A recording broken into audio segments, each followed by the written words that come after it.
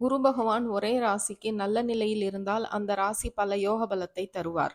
2025ஆம் ஆண்டு திருக்கணிதத்தின்படி மே மாதம் 14ஆம் தேதி குரு பெயர்ச்சி நடைபெறுகிறது. அன்றைய தினம் குரு பகவான் ரிஷப ராசியிலிருந்து மிதுன ராசிக்கு இடப்பெயர்ச்சி ஆகிறார்.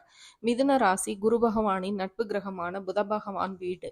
இதில் குருவின் பார்வை துலாம் ராசி 5 பார்வையும், 7ஆம் பார்வை தனுசு ராசியிலும், 9ஆம் பார்வை கும்ப ராசியிலும், இதன்படி சனி, ராகு, கேது பெயர்ச்சியும் நடைபெற்ற வேளையில் 12 ராசிகளில் ரிஷப ராசியில் இதுவரை ஜன்ம ராசியில் இருந்த குரு பகவான் 2ஆம் இடமான மிதுனத்தில் பெயர்ச்சி ஆகிறார். இதனால் 5ஆம், 7ஆம், 9ஆம் பார்வையில் இருந்த 6, 8, 10 இடத்தை பார்வையிடுகிறார்.